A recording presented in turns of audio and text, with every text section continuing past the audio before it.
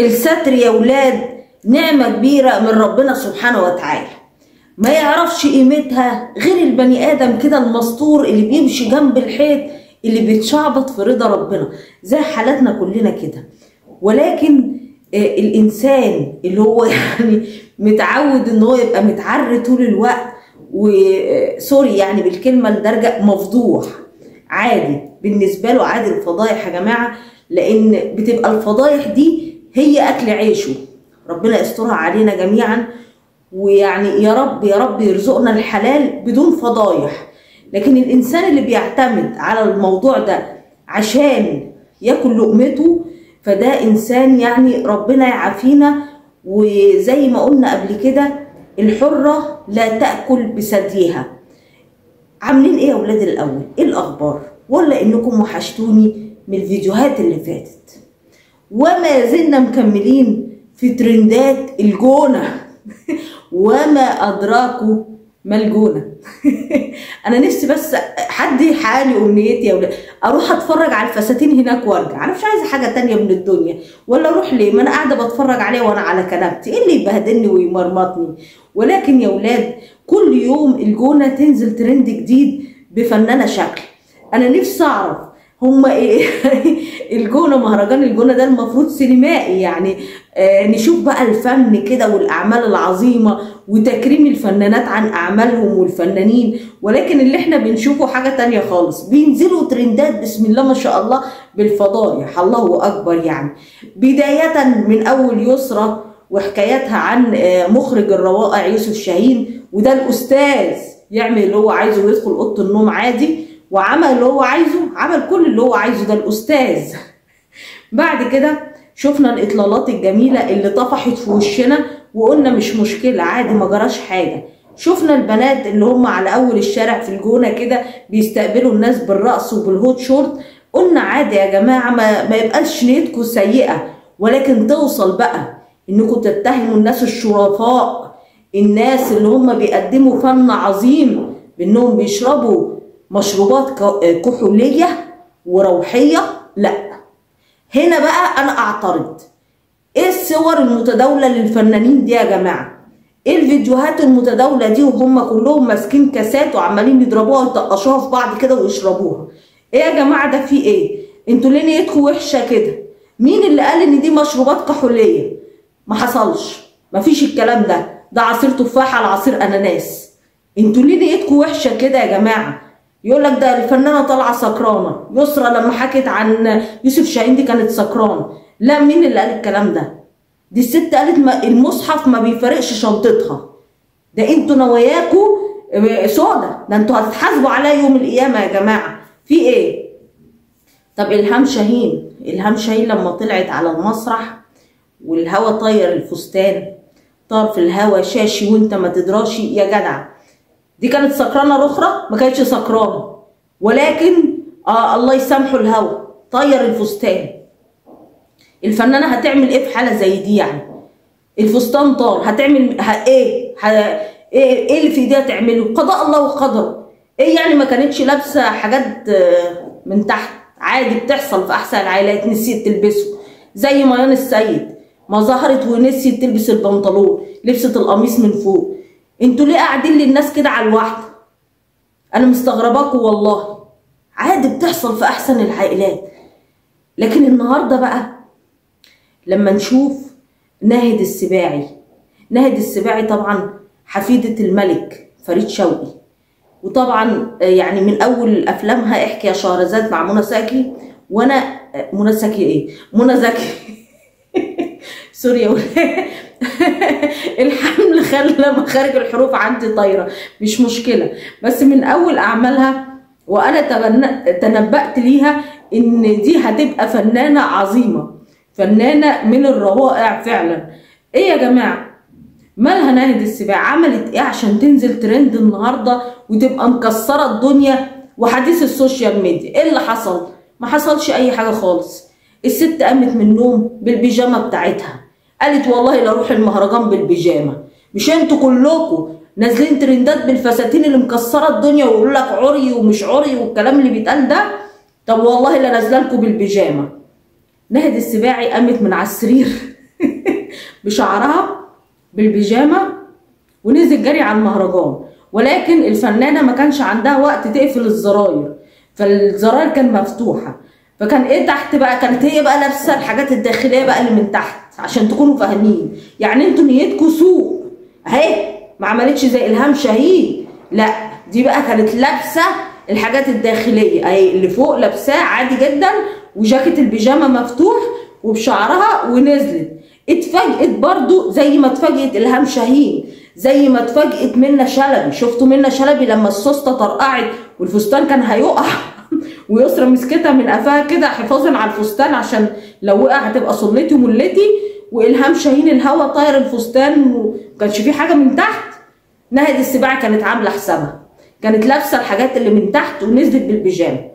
ولكن يا جماعه الوقت كان ضيق، اعذروا البنت، الوقت كان ضيق، ما لحقتش تقفل البيجامه. نزلت المهرجان وللاسف ما عملتش حساب الهواء، فبرضو البيجامه فضلت مفتوحه طول الوقت. يقال والله اعلم ان بعض المعجبين يعني تاثروا قوي بهذا الفن العظيم وتاثروا جدا بالبيجامه. عشان تعرفوا اهو كبار الفنانين بيتصوروا بالبيجامه ما جاتش على قرمه الغلبان كله مسك فيها عشان البيجامه اهي. فنانه عرت كربت بالبيجامه اهي، اشمعنى هي ما مسكتوش فيها؟ مش عارفه. يقال ان بعض المعجبين يا جماعه حبوا يتصوروا مع البيجامه مش مع ناهد السباعي، ولكن اخدهم الحماس شويه. اول ما قربوا من البيجامه حبوا يشوفوا نوع الحاجات اللي كانت تحت البيجامه ايه، نوع القماشه يعني والكلام ده، يعني فيما معناه تحرش بقى او حاجه زي كده. فالفنانه طبعا صارت جدا وغضبت للي حصل ده وبلغت الامن، ولكن ما حررتش محضر بالواقع، عفت عن الشباب. قالت مش مشكله يا جماعه، كانت نواياهم بريئه، كانوا عايزين يعرفوا ده كوتونيل ولا دايس ولا ايه النوع بالظبط اللي انا لابساه. قالت نواياهم كانت بريئه، فمش مشكله ما ضيعش مستقبلهم على كلام تافه يعني وبعد كده هبقى اقفل البيجامه عادي مش مشكله. فنزلت ترند بقى على جميع مواقع التواصل الاجتماعي. ايه يا اولاد، ناهد السباعي نزلت ترند، الحمد لله. قفلنا الترند على كده؟ والله ابدا. سميح سويرس ونجيب سويرس يزعلوا مننا لو قفلنا الترند على كده. هي الجونه تخلص على كده؟ المهرجان خلص على كده؟ لا طبعا ما يخلصش. احنا كنا قاعدين قلقانين ليه؟ لان مهرجان الجونه السنه دي ناقصه حد مهم جدا، يعني يعتبر عمود من عواميد المهرجان. ان ما ظهرتش في المهرجان نبقى كلنا قلقانين ونفسيتنا تعبانه، نقول هي راحت فين؟ راحت فين يا جماعه؟ الراعي الرسمي للمهرجان طبعا رانيا يوسف كانت من اوائل الفنانات اللي نزلوا ترندات في مهرجان الجونه. عشان ايه يا ولاد؟ عشان اعمالها لا قدر الله؟ لا والله ابدا، ده عشان الفستان اللي كانت لابساه، وبرده كانت ناسيه البطانه. الفستان شبك من تحت، كان عباره عن شبك يعني كله مخرم كده، وكان مفيش تحتيه بطانه. لما سالوها قالت لهم نسيت البطانه. قالوا لها امال انت طلعتي ترند ليه؟ قالت لهم عشان مؤخرتي مميزه. فكانت نازله وناسيه البطانه. ده ايه؟ ده من اوائل المهرجان بقى المهرجان علامه مميزه برانيا يوسف. لما تغيب عن المهرجان نقول يا ساتر استر يا رب، راحت فين الغاليه على قلوبنا؟ راحت فين رانيا يوسف؟ الحمد لله اطمنا عليها. طبعا احنا كنا عارفين ان هي اتجوزت من كام شهر، ربنا يبارك لها يا رب، ومش عارفين دي اتجوزت كام، بس دي مش مشكلتنا برضه، ولا مشكلتنا ان جوزها شاب صغير، عادي بتحصل في احسن العائلات مش مشكله. احنا اتعودنا خلاص ان الفنانات بيتجوزوا اصغر منهم دلوقتي، واضح ان دي موضه وسايده ما بينهم يعني. اذا كان ايناس الدغيتي اتجوزت ما جاتش على رانيا يوسف، اتجوزوا والحمد لله، فقلنا خلاص دول عرسان جداد بقى ومش جايين المهرجان. رانيا يوسف قالت ابدا المهرجان ما يتمش من غيري، يعني ايه اروح ما اعملش شغل؟ انتوا بتهزروا. راحت واخده عريسها في ايديها تحت باطها كده، زي ما ايناس الدغيتي اخدت جوزها برضو تحت باطها وراحوا على المهرجان. فطلعت لنا رانيا يوسف واتصورت مع عريسها، وكان الصور كويسه والدنيا تمام، ولكن الفستان كان مقفل حبتين. هو مش مقفل قوي، بس هو الحمد لله ما كانتش ناسيه البطانه المره دي. واضح ان هذه كانت مشكله كبيره جدا ما بين رانيا وما بين جوزها. ليه بقى؟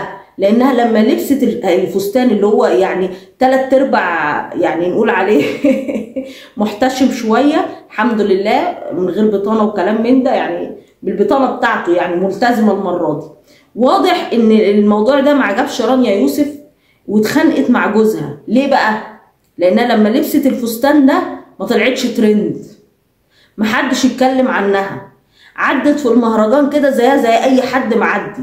محدش قال رانيا يوسف ترند السنه دي، محدش يتكلم عنها، الصحف والجرايد والتلفزيون ما فيش حد جاب سيرتها. فقالت هو انا اعدي مرور الكرام كده؟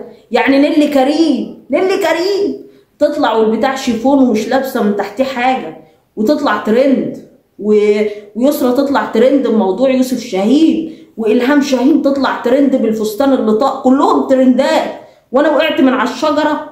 فطبعا اتسرب فيديوهات وصور كتير جدا لرانيا يوسف وجوزها وهم يعني بيتشابكوا مع بعض وبيتخانقوا، وهو بيشدها وهي زعلانه، وكانت يعني بصوا خناقه للركب، شكلها كده هتنتهي في محكمه الاسره، وشكلها كده مش هتعدي على خير يا جماعه.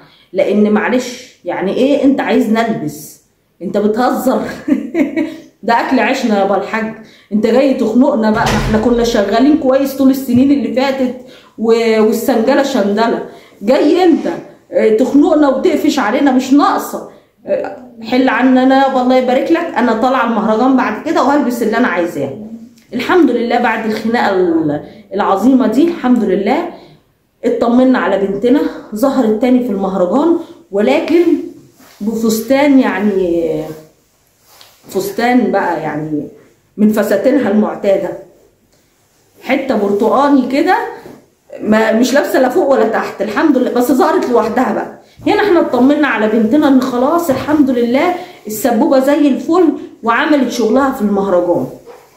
طب المهرجان يقفل على كده؟ كفايانا يا جماعه ترندات كفايانا فضايح يا ولاد المهرجان ده احنا هنسميه مولد سيد العريان بعد كده من اللي حصل فيه. ولكن الموضوع ما وقفش عند كده يا جدعان، لا ده ظهر لنا بقى ليفل الوحش بقى، ليفل الوحش اللي محتل الترندات طول الوقت، واخدها احتكار لحساب، ماضي عقد احتكار كده مع الترند، ان ما نزلش ترند في اي حاجه هو بيعملها يبقى ما ظهرش.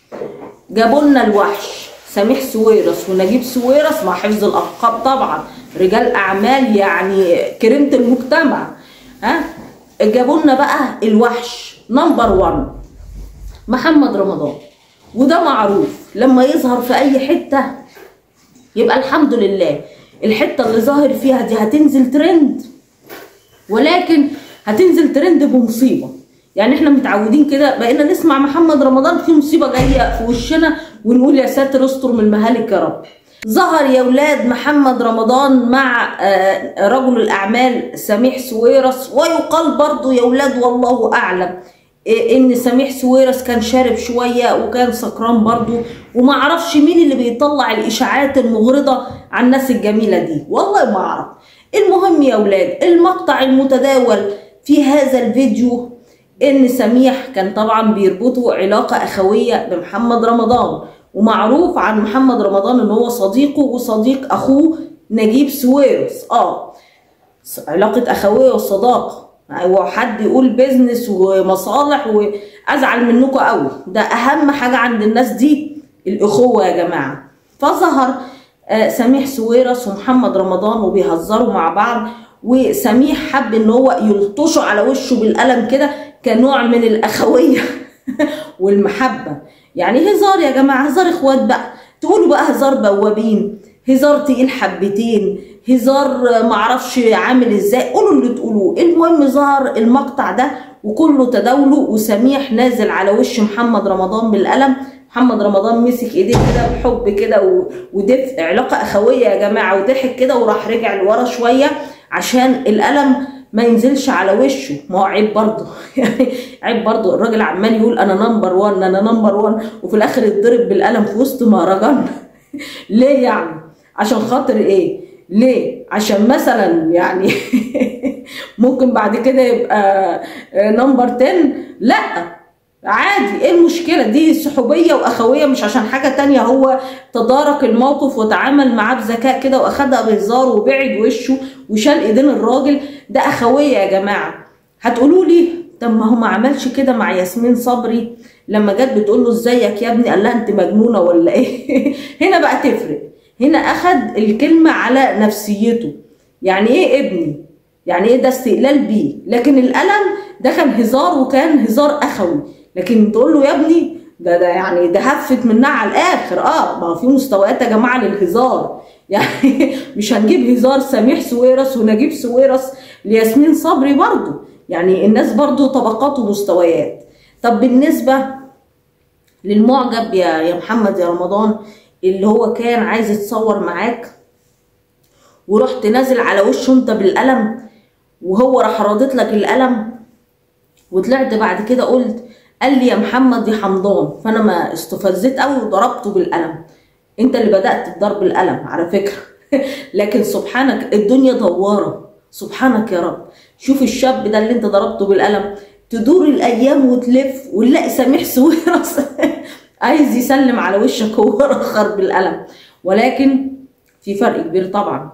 يعني برضو مش هنساوي سميح سويرس بمعجب زي ده. ما هو برضو الناس طبقات يا جماعة، بالنسبة لهم هم مصالح بتتصالح، وكله صالح يا عم صالح. ما ينفعش الناس تتساوى في بعضيها في الهزار. ولكن يعني الكل استغرب من رد فعل محمد رمضان. ازاي سميح سويرس يهزر معاه بالمنظر ده في وسط الناس، وازاي يشده كده وينزل على وشه بالقلم عادي، وما كانش فيه اي رد فعل كده، يعني اكشن جامد كده من بتوع محمد رمضان، ولا حتى يغضب ولا يزعل ولا كده. لا لا لا، عادي خالص. فسبحانك يا رب، الدنيا دوارة. ده يمكن ذنب الطيار اللي قبل كده، ده يمكن ذنب الولد اللي ابنه ضربه قبل كده، ما نعرفش. هي ذنوب وبتخلص من العبادة يا جماعة، مش دي مشكلتنا. احنا مشكلتنا الحقيقية في هذا المهرجان القيم. يعني احنا عايزين نتفرج مثلا عن تكريمهم عن اعمالهم، عايزينهم مثلا يكلمونا عن اعمالهم، عايزين نشوف حاجة فنية في المهرجان. اللي احنا شايفينه كله في المهرجان عبارة عن رقص، عبارة عن شرب اناناس وتفاح، عبارة عن اطلالات وفساتين، سواء فساتين منيلة او فساتين معرفش عاملة ازاي، او فساتين بتقع، او فضايح. هو يا جماعة المهرجان كله ليه كده؟ يعني ايه الهدف من المهرجان ده؟ انا مش تقليلا منه والله. يعني انا بقول لكم انا من اشد المعجبين بالمهرجان ده، انا قاعده بتفرج. ده مولد سيد العريان. ولكن انا عايز اعرف القيمه الفنيه من هذا الفن العظيم. يعني حتى اشرف زكي اللي كنا بنامل فيه انه يطلع كده ينتفض ويقول المهرجان ده يا جماعه فيه ايه، لقيناه واقف هو وروجينا برضو يعني اخذت نصيب الاسد من الانتقادات، من الفستان اللي كانت لابساه ومش لابساه. في ايه يا ولاد؟ ايه اللي احنا وصلنا له ده؟ هو ده الفن الراقي؟ هو ده اللي شبابنا بيتفرجوا عليه؟ هم دول كريمة المجتمع اللي هم بيتكرموا، واللي هم يعني محتلين الجونة، وده المهرجان اللي مكسر الدنيا واللي العالم كله بتشوفه؟